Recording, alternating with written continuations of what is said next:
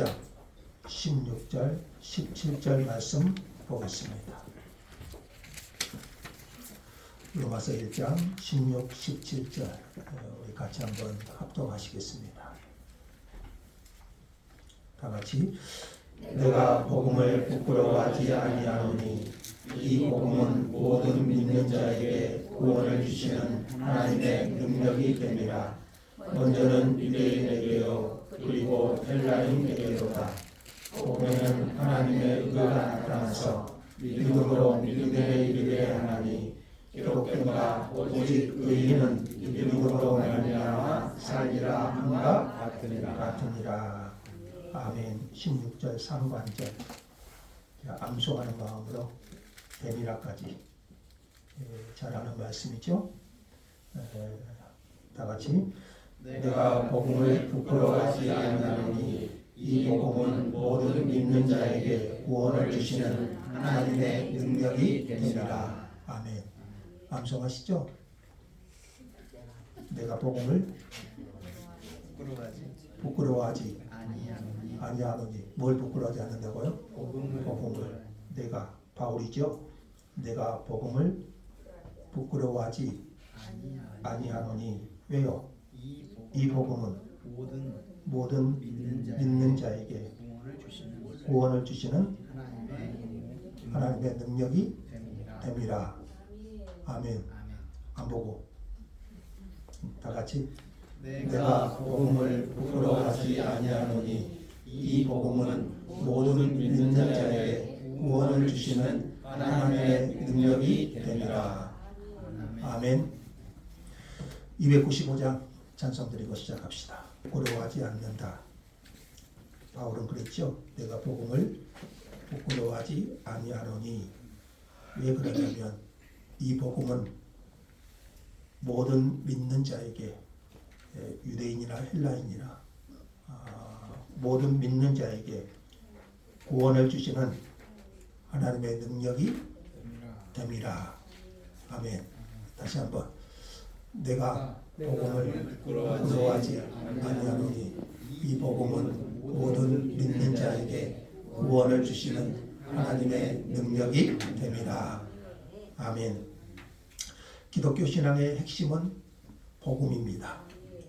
복음은 우리 신앙의 본질이고 우리 신앙의 근본입니다. 그러므로 성도는 복음에 대한 분명한 이해가 있어야 됩니다. 우리가 왜 교회를 다닙니까? 이 복음 때문에 교회를 다니지 않습니까? 그러므로 성도는 복음에 대한 분명한 이해가 있어야 됩니다. 또한 그 복음에 대한 확실한 자존심이 있어야 됩니다. 바울은 로마 교회 성도들이 복음을 다시 듣기를 원했습니다. 복음을 통해 로마 성도들의 신앙을 견고히 세우기를 원했습니다. 복음의 간격을 잃은 로마 교회 성도들에게 복음의 불을 다시 붙이기 위함이었습니다. 신앙의 기쁨을 잃은 성도들에게 그 복음을 통해서 그 기쁨과 간격을 회복하기를 원했습니다. 더 나아가 그 복음을 통해서 거대한 로마 문화를 이기기를 원했습니다.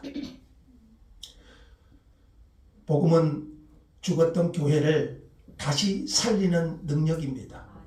복음은 우리 가슴에 불을 지릅니다. 복음은 다시 세우는 능력이 있습니다. 그래서 바울은 어찌하든지 로마에 가서 뭘 전하고자 했습니까? 복음을, 로마 교회 성도들에게 복음을 다시 전하기를 원했습니다. 이렇게 로마 교회를 다시 복음 앞에 세우려는 사도 바울의 불타는 열정, 복음에 대한 사도 바울의 불타는 열정, 그것은 복음에 대한 그의 강한 자존심 때문이었습니다. 16절 17절을 우리 이제 다시 한번 읽겠습니다. 내가 복음을 부끄러워하지 아니하노니 이 복음은 모든 믿는 자에게 구원을 주시는 하나님의 능력이 됨이라. 먼저는 유대인에게요 그리고 헬라인에게로다. 복음에는 하나님의 의가 나타나서 믿음으로 믿음에 이르게 하나니 기록된 바 오직 의인은 믿음으로 말미암아 살리라 한가 같으니라. 아멘. 내가 복음을 부끄러워하지 아니하노니. 바울은 분명한 복음에 대한 확신과 자존심이 있습니다. 내가 복음을 부끄러워하지 않는다. 이것이 바울 사도의 복음에 대한 인식입니다. 여러분은 어떻습니까? 여러분은 사도 바울처럼 복음에 대한 분명한 확신과 자존심이 있습니까? 바울은 복음을 부끄러워하지 않았습니다. 그는 로마서를 시작하면서 1절에 이렇게 말하고 있잖아요. 나는 예수 그리스도의 종이고 사도로 부르심을 입은 자인데 뭐 때문에? 하나님의 복음을 위하여, 하나님의 복음을 위하여 택정함, 특별히 택함을 입었다고 고백합니다. 복음이 무엇입니까? 우리 지난 시간에 살폈죠. 복음은 그의 아들에 관하여 성경에 미리 약속하신 것입니다. 그 아들이 누구십니까? 예수 그리스도시죠. 그러니까 복음이 무엇입니까? 예수 그리스도시죠. 성경의 약속대로 예수님은 다윗의 혈통에서 나셨고, 그러니까 우리의 메시아는 다윗의 후손으로 오셔야 되고, 성결의 영으로는 죽은 자 가운데서 부활하여 하나님의 아들로 선포되셨습니다. 그래서 복음이신 예수 그리스도는 하나님과 인간 사이에 참 인간이시고 참 하나님이신 예수님은 우리의 중보자가 되시기에 합당하신 분이십니다. 그래서 바울의 결론이 그랬잖아요. 4절 끝부분에요. 이 예수님이 누구신가요? 우리 주 예수 그리스도 신이라. 그래서 복음의 핵심은 예수 그리스도이십니다. 복음이 누구시라고요? 예수 그리스도. 복음이신 예수, 이것이 바울의 삶의 내용이었습니다. 사나 죽으나 복음은 바울 사도의 인생의 전부였습니다. 그는 복음이 자랑스러웠습니다. 바울은 복음이 좋았습니다. 복음밖에는 할 말이 없었습니다. 갈라디아서 6장 14절 한번 볼까요? 바울의 고백이에요. 다 같이. 그러나 내게는 우리 주 예수 그리스도의 십자가 외에 결코 자랑할 것이 없으니.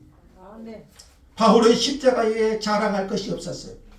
바울의 자랑, 그것은 바로 복음이었고 복음이신 예수 그리스도였어요. 그의 마음에는 복음을 사랑하고 복음을 자랑하고 싶어 뜨겁게 불타고 있었습니다. 바울의 가슴에는요, 이 복음이 불타고 있었어요. 그 복음의 감격, 그 복음에 대한 열정, 복음이 그를 미치게 했고요. 복음이 그를 지배했고요. 복음이 그의 인생을 근본적으로 바꾸어 버린 것입니다. 바울이 왜 이처럼 복음이 자랑스럽다고 말합니까? 바울이 왜 이렇게 복음을 부끄러워하지 않는다고 말합니까? 그것은 복음이 주는 구원의 선물 때문입니다. 16절 다시 볼까요? 이 복음이 누구라고요? 예수 그리스도. 이 복음은 모든 믿는 자에게 구원을 주시는 하나님의 능력이 됨이라. 그래서 복음이 뭐라고 했죠? 예수 그리스도. 그리고 그 복음은 하나님의 능력. 모든 믿는 자에게 구원을 주시는 하나님의 능력이에요. 인간의 능력이 아니라 하나님의 능력이에요. 그러니까 이 복음이 들어가면 하나님의 능력이 임하는 거예요. 그래서 사망에서 생명으로 옮겨지는 것이고 지옥에서 천국으로 옮겨지는 것이고 사람이 변화되고 사람이 살아나게 되는 거예요. 오늘 우리의 심령에 이 복음이 임하면 우리의 가슴은 다시 열정이 회복되는 거예요. 복음은 사람을 새롭게 변화시키는 능력입니다. 그러기에 바울에게 복음은 부끄러울 수 없는 거예요. 복음은 바울의 자랑이고 복음은 오늘 우리의 자랑이어야 됩니다. 복음은 우리의 기쁨이고요. 복음은 우리의 생명이에요. 그러므로 복음에 관한 한 성도는 어떤 사람이어야 될까요? 복음에 대한 성도의 인식은 어떠해야 될까요? 우리도 바울처럼 복음에 대한 자존심이 있어야 돼요. 복음에 대한 자존심, 복음을 부끄러워하지 않는 사람, 복음을 자랑하는 사람이 되어야 됩니다. 여러분, 복음이 자랑스럽습니까? 여러분은 복음을 사랑하십니까? 분명히 성도에게 있어서 이 복음은 자랑이어야 됩니다. 예수는 믿어도 되고 안 믿어도 되는 그런 차원이 아니잖아요. 그러므로 성도에게 복음은 자랑이어야 되고 복음은 부끄럽지 않아야 됩니다. 당시에는 예수를 믿는 것이 그렇게 자랑스러운 일이 아니었습니다. 로마 사람들은, 당시 로마 시대잖아요. 로마가 세계를 지배하고 있는 그 로마 사람들은 최고의 자랑이 권력이고 힘이에요. 자기들이 지배하는 이스라엘이 당시 로마 지배하에 있었죠. 자기들이 지배하는 이스라엘에서 십자가에 달린 예수, 힘없이 그 십자가에 달린 예수는 자랑이 아니고 조롱의 대상이었습니다. 유대인들조차 십자가에 달린 예수를 조롱했습니다. 헬라인들, 그리스 사람들, 지성인들을 말하죠. 헬라인들은 그들의 지혜, 문화를 자랑했습니다.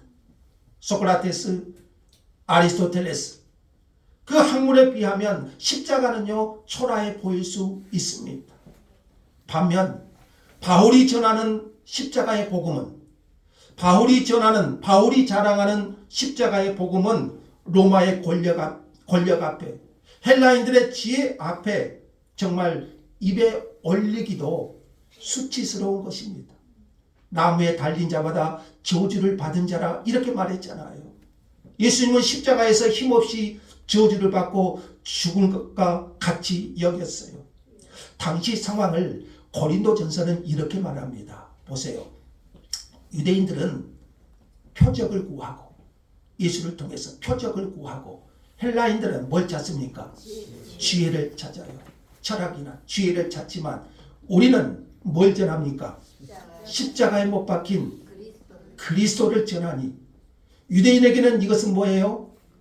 거리끼는 것이고 이방인에게는 미련한 것이로되, 다 같이 24절, 오직 부르심을 받은 자들에게는 유대인이나 헬라인이나 그리스도는 하나님의 능력이고 하나님의 지혜니라.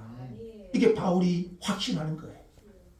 오직 부르심을 받은 자들에게는, 유대인에게나 헬라인에게나 그리스도는 하나님의 능력, 어떤 능력이에요? 구원을 주시는.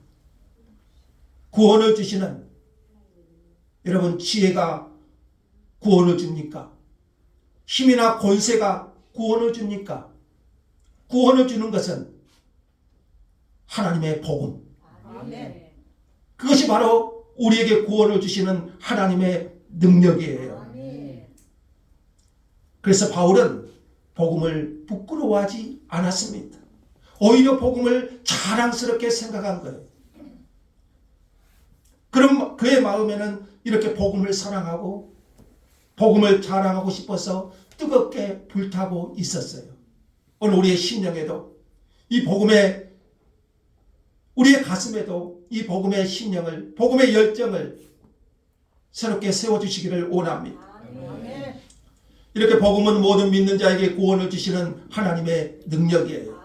로마의 권력 정도가 아니고요, 전능하신 하나님의 능력, 죽음에서 구원을 받습니다. 지옥에서 천국으로 옮겨지고 사망에서 생명으로 옮겨지는 하나님의 능력이에요. 하나님 나라에 들어가게 하는 능력. 교회 학교에서 많이 불렀잖아요. 돈으로도 못 가요. 잘생겨도 못 가요. 뭘로 가죠? 믿음으로 가는 나라. 그렇게 말하잖아요. 바울이 복음을 들고 들어가는 곳마다 변화가 일어나요. 우리가 사도행전 살필 시간이 있겠지만, 우리 사도행전에 보면은 1차, 2차, 3차 전도 여행하잖아요. 바울이 가는 곳마다 교회가 세워지고 사람들이 그 십자가의 복음 앞에 무릎을 꿇습니다. 그리고 결국 거대한 로마가 복음으로 정복됩니다. 바울의 힘이 아니라 복음에 나타난 하나님의 능력이었어요. 바울의 힘이 아니고 바울의 능력이 아니고요. 하나님의 능력이었어요. 복음이 들어가는 곳마다 이렇게 변화가 일어나고 복음이 들어가는 곳에 생명의 싹이 피어나왔잖아요. 여러분 지존파 아시죠? 지존파. 이 지존파가 참 사람을 살인하는 인육을 먹는 것을 자랑으로 생각하면서요. 세상을 저주하고 사람을 죽이고 그것을 오히려 자랑으로 생각하는 지존파가 있었습니다. 그 중에 한 사람이 1471번 김현양이라는 좀 생각나시죠? 김현양이 있는데 그가 감옥에서 예수를 믿었어요. 교도소에서 30명 이상 전도를 했대요. 그리고 본인한테 들어온 영치금이 있는데 그 영치금은 자기가 전도한 사람들에게 성경을 사주었다고 합니다. 그의 형이 이제 사형이 집행되죠. 그 형이 집행되는 날 그가 예수를 믿고요. 할렐루야를 외치면서 사형장으로 갔다고 그렇게 이제 간증을 합니다. 서울 구치소가 생긴 이래 그렇게 은혜스러운 사형 집행은 처음이었다고 그래요. 그가 형장에 벗어놓은 운동화에 보통 고무신이죠. 그 고무신에 하나님의 말씀이 두 가지 하나님의 말씀이 기록되어 있었대요. 그 말씀이 뭔가 하면요, 이 두 가지 말씀이 기록되어 있었대요. 하나는 오늘 내가 나와 함께 낙원에 있으리라. 그리고 야고보서 4장 14절 말씀, 너희 생명이 무엇이뇨? 너희는 잠깐 보이다가 없어지는 안개니라. 자, 그의 신에 이 두 말씀이 새겨져 있었다고 그래요.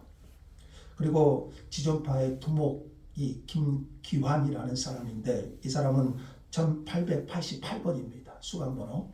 이 사람도 예수를 믿고요. 유서를 남겼는데 그 유서의 내용이 이렇습니다. 보살펴 주신 모든 분들께 감사드리며 자기의 집은 자기가 가지고 있는 모든 재산은 교회를 짓는 데 사용되어지고 자기의 신체는 그 대학 의학 실습용으로 사용되었으면 좋겠습니다. 이렇게 하고 이제 그도 이제 사형을 받습니다. 지존파 무엇이 그들을 변화시켰을까요? 세상의 권세도 아니고 세상의 돈도 아니고 돈으로도 안 되고 권력으로도 안 되지만 무엇이요? 복음입니다. 복음이 들어가면 사람이 변화됩니다. 그러니까 지존파가 천국파로 예수파로 변화된 것 같아요. 그런 사람도.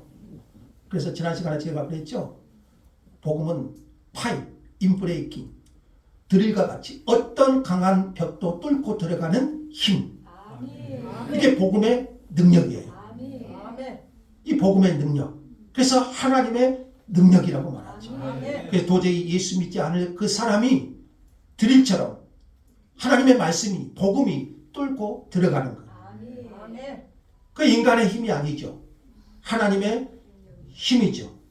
그러니 이 복음을 누가 수치스럽게 생각할 수 있겠습니까? 바울이 그래서 이 복음을 부끄러워하지 않는다고 말하고 있죠. 예수님께서도 이렇게 말씀하십니다. 누구든지 이 음란하고 죄 많은 세대에서 나와 내 말을 부끄러워하면 인자가 아버지의 영광으로 거룩한 천사들과 함께 올 때에, 여러분 예수님이 다시 오실 줄 믿죠? 그때 그 사람을 부끄러워하리라. 복음을 부끄러워한다면 그 사람은 복음을 모르는 사람이고 복음을 영접하지 않은 사람이고 결국 주님이 다시 오실 때 그 사람을 부끄러워 하실 것입니다. 그러므로 우리도 복음을 자랑하고 복음의 능력을 드러내야 되지 않겠습니까? 고린도서 1장 18절 잘 아는 말씀이죠. 다 같이 십자가의 도가 미련한 것이고 구원을 받는 우리에게는 하나님의 능력이라. 이 말씀도 잘 아시죠? 십자가의 도 복음이잖아요. 십자가의 도가 멸망하는 자들에게는 미련한 것이고요. 그러나 구원을 받은 우리에게는 하나님의 능력이에요. 우리를 변화시키고 우리를 구원하시는 하나님의 능력이에요. 그러나 멸망하는 자들, 믿지 않는 자들에게는 십자가는 지금도 여전히 미련해요. 지금도 여전히 미련해요. 그러나 구원을 받은 우리에게는 하나님의 능력이라. 하나님이 택하신 방법은 십자가의 도입니다. 하나님의 복음이라는 거지요. 그래서 다시 한번 볼까요?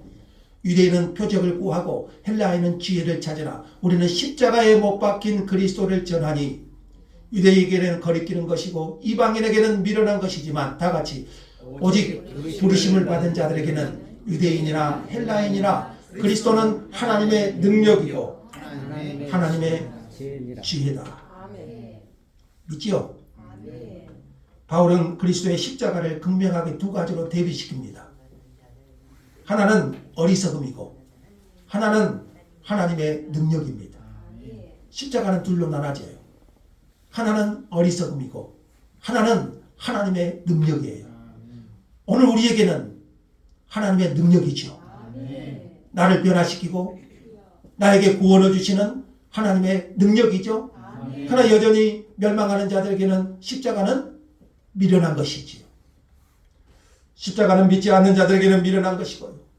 그러나 믿는 우리에게는 하나님의 능력입니다. 16절 다시 한번 볼까요? 내가 복음을 부끄러워하지 아니하노니 이 복음은 모든 믿는 자에게 구원을 주시는 하나님의 능력이 됨이라. 자, 이 말씀 잘 보시고요. 바울은 이 한 절 말씀 속에서 구원의 기본적 성격을 잘 보여줍니다. 먼저 구원의 성격인데요. 구원의 성격은 하나님의 선물입니다. 바울은 복음을 소개하기를 잘 보세요. 16절 중요합니다. 모든 믿는 자에게 뭘 주시는? 구원을 주시는 누구? 하나님의 능력이에요. 자, 이 보세요. 여기 구원을 주시는 하나님. 그러니까 구원은 누가 주시죠? 하나님이 주셔요. 이 표현을 좀 주목해 보세요. 구원은 우리가 창출하는 것이나 우리가 획득하는 것이 아니라 다시 말하면 나의 선행이나 나의 봉사나 나의 헌신으로 획득하는 것이 아닙니다. 구원은 하나님이 우리에게 주시는 것, 하나님의 선물이에요. 구원의 성격, 하나님이 우리에게 주신 선물. 우리는 이것을 분명히 해야 됩니다. 구원은 분명히 하나님이 주시는 것입니다. 구원을 주시는 하나님. 누가 구원을 주시죠? 하나님이. 우리는 하나님이 주시는 구원의 수혜자들이에요.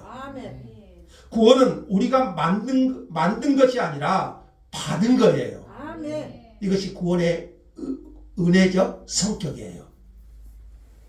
많은 그리스도인들이 구원은 하나님으로부터 오는 것이라고 믿으면서도 어떤 생각을 가지고 있냐면요. 동시에 나의 노력이 보태어져야 된다. 이렇게 오해하고 있을 때가 많아요. 구원은 하나님이 주시는 것으로 믿으면서도 동시에 나의 노력이 더해지는 것으로 이렇게 오해하고 있어요. 그러면 여기서 이제 구원의 불안함이 생기죠. 어떤 불안함? 내 구원이 흔들려요. 내가 하나님께 받은 구원이 흔들려요. 어쩔 때 내가 예배를 잘 드리고 하나님 앞에 헌신하고 봉사하고 하나님 앞에 제대로 세워져 있는 것 같으면 내가 구원받은 것 같고, 그러나 그렇지 않고 내 생활이 하나님 앞에 올바르지 못하고 또 내가 제대로 하나님 앞에 헌신하지 않는 것 같으면 내 구원이 흔들려요. 불안해요.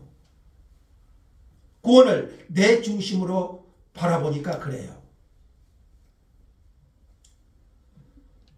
우리의 구원은 내가 무엇을 해서 얻어지는 것이 아니고 하나님으로부터 얻은 선물입니다. 아멘. 하나님이 우리에게 주신 거예요. 아멘. 내가 획득한 것이 아니고 하나님이 우리에게 주신 선물. 아멘. 이게 구원이에요. 그래서 에베소서는 이걸 더 잘 설명합니다. 너희는 그 은혜에 의하여 믿음으로 말미암아 구원을 받았으니, 그러니까 우리가 뭘로 구원을 받아요? 믿음으로 구원을 받죠. 뭘 믿어요? 복음이신 예수 그리스도. 그런데 그것이 은혜라는 거예요. 그렇게 믿어지는 것이 은혜에 의하여 믿음으로 말미암아 구원을 받았으니, 그래서 이것은 너희에게서 난 것이 아니고 하나님의 선물이다. 아멘. 그러니까 복음이신 예수 그리스도가 믿어지는 것은 하나님의 은혜고 하나님이 내게 주신 선물. 아멘. 행위에서 난 것이 아니고 이것은 누구든지 자랑하지 못하게 하려 함이라. 아멘. 그렇게 말해요. 그러니까 구원은 우리 쪽에서의 자격과 조건을 따지지 않습니다. 그러니까 지존파도 예수를 믿고 하나님의 능력이 임하는 거지요. 아멘. 우리 자신은 부족하고 못마땅해요. 우리는 구원의 조건을 충족시킬 수 없습니다. 아멘. 그래서 하나님은 구원을 우리의 운명의 손에 맡겨두실 수가 없었어요. 사람은 이 구원을 획득할 수 있는 자격이 안 돼요. 그래서 하나님은 이 구원을 은혜로 하나님의 선물이 되게 하신 거예요. 아멘. 자, 두 번째로 구원의 방법인데요. 그럼 어떻게 우리를 구원한가? 믿음으로 구원한다고 했죠. 그러면 하나님이 어떻게 우리에게 믿음을 주시는가? 이것이 구원의 방법은 하나님의 능력입니다. 자, 다시 보세요. 그 구원의 방법은 뭐라고요? 하나님의 능력이에요. 하나님의 선물인 구원은 하나님의 능력으로 말미암습니다. 우리가 구원을 말할 때 믿음을 말하지 않을 수가 없어요. 우리가 뭘로 구원을 받기 때문에 그러죠? 믿음으로 구원을 얻죠. 그럼 믿음으로 구원을 얻는다고 할 때 한 가지 중요한 오해를 할 수가 있어요. 자, 여러분 이 말씀 잘 알죠? 주 예수를 믿으라.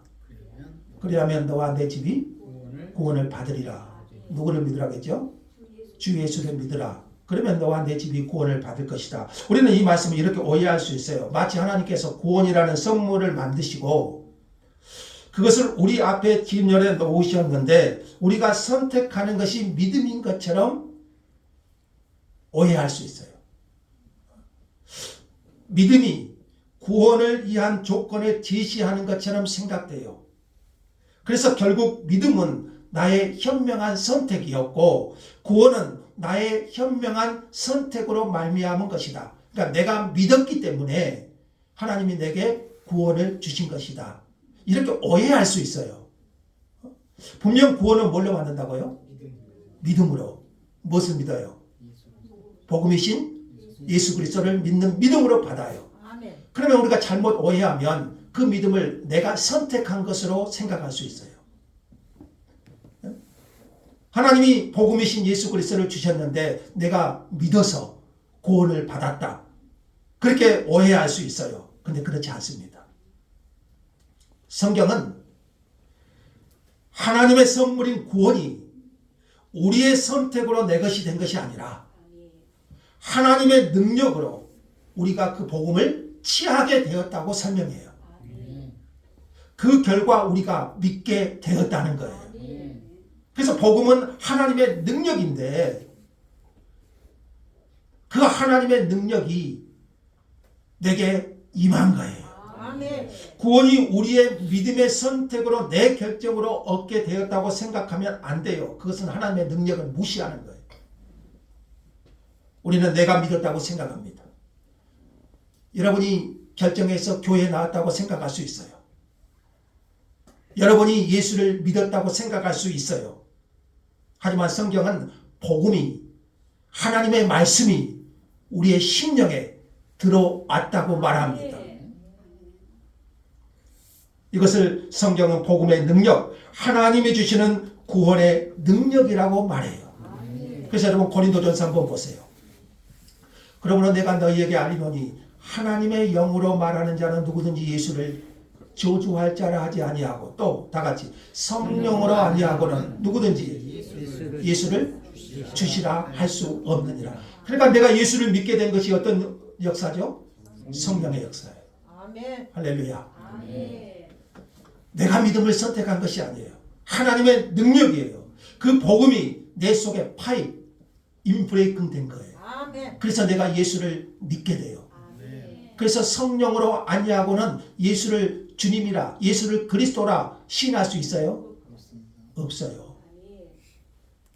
성령의 가장 중요한 사역은 이거예요. 뒤로 넘어지게 한 것이 아니에요. 병 고치고 귀신 쫓아내는 것이 성령의 능력이 아니고요. 성령은 오늘 또 예수 그리스도를 우리 마음에 주로 영접하게 하시는 거예요. 아멘.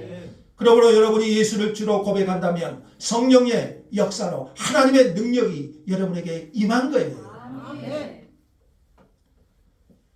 그러므로 믿음은요, 구원에 대한 우리의 선택이거나 조건이 아니라 하나님의 능력에 대한 결과예요. 그래서 내가 뭐 하게 됐어요?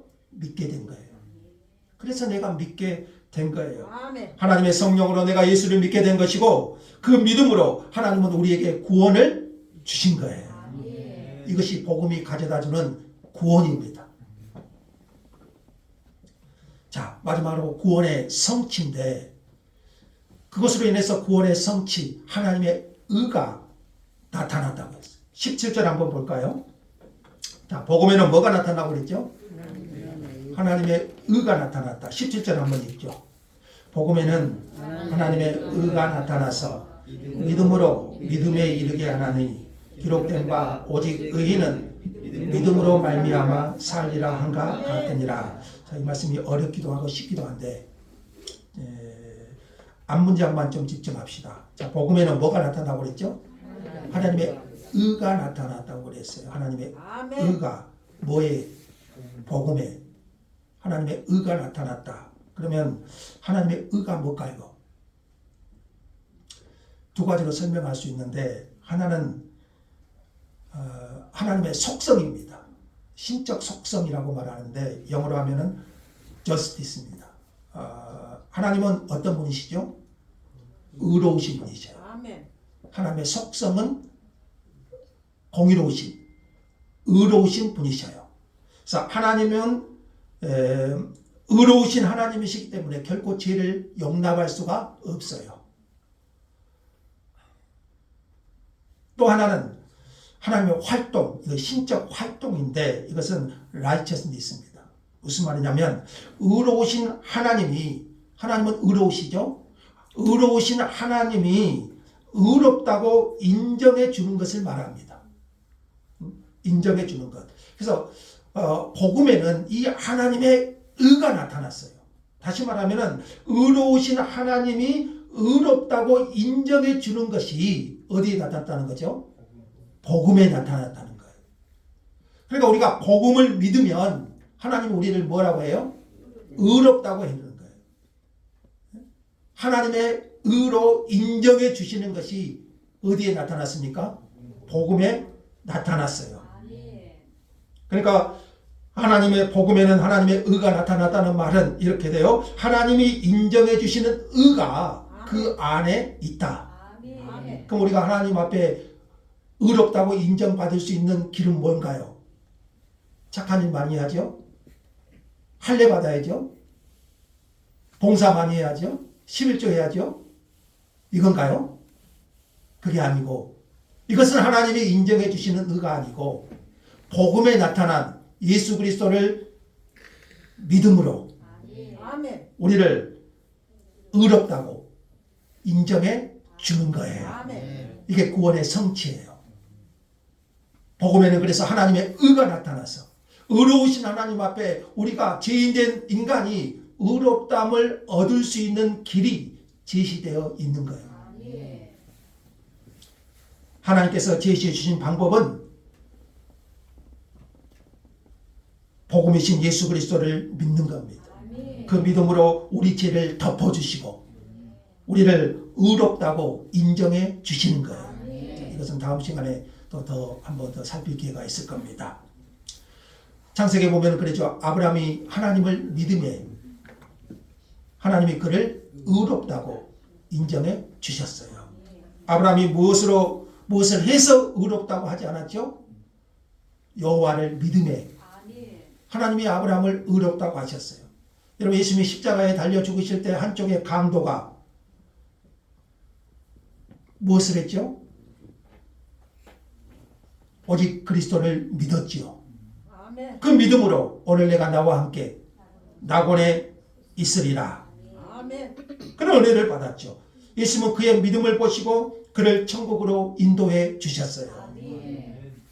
종교개혁자 마틴 루터가 아무리 의롭게 살려고 해도 당시 로마 교회는 타락했고 아무리 의롭게 살려고 해도 자신의 힘으로는 할 수가 없어요. 그래서 당시 유명한 로마 교회 면죄부가 있죠.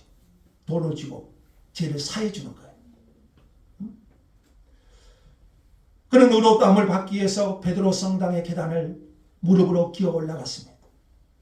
그래도 그의 마음에는 확신이 없어요. 그러나 오늘 본문의 말씀이 17절의 이 말씀이 그의 가슴에 파고들었어요. 이게 뭐라겠죠? 파입, 인브레이킹이에요. 드릴처럼 뚫고 들어가는 거예요. 복음에는 이런 능력이 있어요. 아멘. 이 말씀이 그의 가슴에 파고들었어요. 복음에는 하나님의 의가 나타났어. 베드로 성당의 계단을 올라가서 율법을 지킴으로가 아니라 복음에 하나님의 의가 나타나서 믿음으로 믿음에 이르게 한다. 아멘. 자, 이 구절은 루터가 종교개혁을 단행할 때 은혜 받은 구절이고 이 구절의 근거에서 종교개혁을 이루어내었습니다. 하나님의 의가 복음에 나타났다는 것이 얼마나 자랑스럽습니까? 아멘. 세상의 종교는요, 사람의 행위를 요구합니다. 무엇을 어떻게 해야 된다. 세상의 종교는 다 그렇게 추구해요. 그러나 거기에 하나님의 의를 찾지 못합니다. 찾을 수가 없지요. 그러나 복음 속에 하나님의 의가 나타나 있습니다. 아멘. 놀라운 비밀이죠.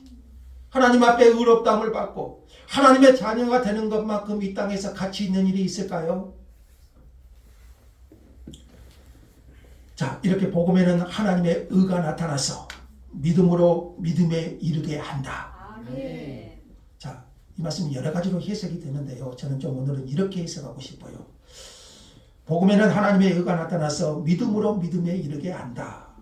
이것은 깨달았다고 믿어지는 것이 아니고요.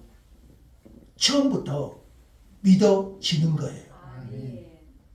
복음은 믿어지는 겁니다. 아멘. 처음에는 믿어지지 않았을지라도 예정된 사람은 믿어지는 거예요. 아멘. 그럼 어떻게 믿어질까요? 요한복음 3장에 니고데모가 나오죠.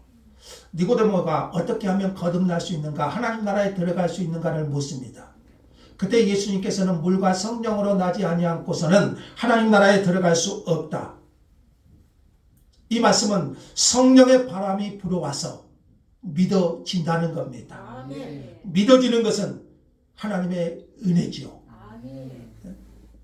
그래서 오직 의인은 뭘로 산다고 했죠? 믿음으로 살리라. 아멘. 그래서 여기서 산다는 것은 저는 단순하게 믿음으로 구원을 받는다. 아멘. 영생에 들어간다.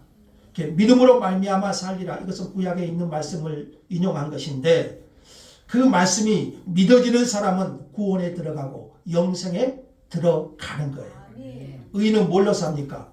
믿음으로 구원을 받습니다. 그리고 그 의인은 끝까지 믿음으로 살아야 돼요. 아멘. 이 능력을 바울은 믿었습니다. 바울은 사람이 무슨 짓을 해도 죄 문제를 해결할 수 없고 구원에 들어갈 수 없는데 이 복음을 전하고 들을 때, 이 복음을 아멘으로 영접할 때 구원에 들어간다는 것을 확신한 거예요. 아멘. 이것을 아는데 바울이 복음에 미치지 않았겠습니까? 이것을 아는데 바울이 복음을 부끄러워하지 않겠지요. 복음의 능력, 어떻게 입을 다물고 복음을 전하지 않을 수 있겠습니까? 자, 여러분 아직도 복음에 확신이 없고 아직도 복음을 모르고 구원을 받지 못했다고 생각하는 분이 계십니까? 그러면 우리는 분명히 기도해야 돼요. 성령님, 오늘 내게도 이 복음을 깨닫게 하시고 그 복음이 믿어지는 은혜를 주십시오. 아멘. 구원은 하나님이 주시는 선물이라고 했잖아요. 아멘. 우리는 그렇게 기도해야 되고 우리 주변에 아직 예수를 믿지 않는 사람이 있다면 우리는 그렇게 기도해야 돼요. 성령님, 그 사람의 심령에 하나님의 능력으로 인브레이킹 하도록 주님 도와주옵소서. 아멘. 복음의 열정과 간격을 잃었다고 생각하는 분들이 계십니까? 매너리즘에 빠져서 우리에게 주신 그 복음의 열정을 잃어버리고 그 간격을 잃어버리고 미지근하게 신앙생활하고 있는 분이 계십니까? 오늘 바울처럼 로마 교회가 그렇게 하기를 원했던 것처럼 복음 앞에 다시 서십시오. 아멘. 그리하여 과거에 뜨거웠던 복음의 열정, 복음의 간격을 주의 성령께서 회복시켜 달라고 기도할 수 있기를 원합니다. 아멘. 바울은 복음에 미친 자입니다. 반면 복음에 못 미쳐 있는 저를 보았습니다. 우리 모두가 복음을 자랑하고 복음의 능력을 나타내는 그런 교회가 되기를 원합니다. 아멘. 성령님께서 다시 듣는 복음을 통하여 우리에게도 그런 복음의 간격, 복음의 열정, 바울처럼 복음을 자랑하는 그런 성도로, 그런 교회로 우리를 세워주시기를 간절히 주의 이름으로 소망합니다. 아멘. 주님 감사합니다. 복음이 우리를 살립니다. 복음이 우리의 심령을 새롭게 합니다. 다시 복음 앞에 서기를 원합니다. 아멘. 그 복음으로 우리를 회복시켜 주시고 바울처럼 그 복음이 내 인생의 전부가 되게 하시고 그 복음이 자랑이 되게 하시고 아멘. 그 복음을 다시 한번 능력으로 임하게 하여 주시옵소서. 아멘. 예수님의 이름으로 기도합니다. 아멘. 303장 찬송 드릴까요?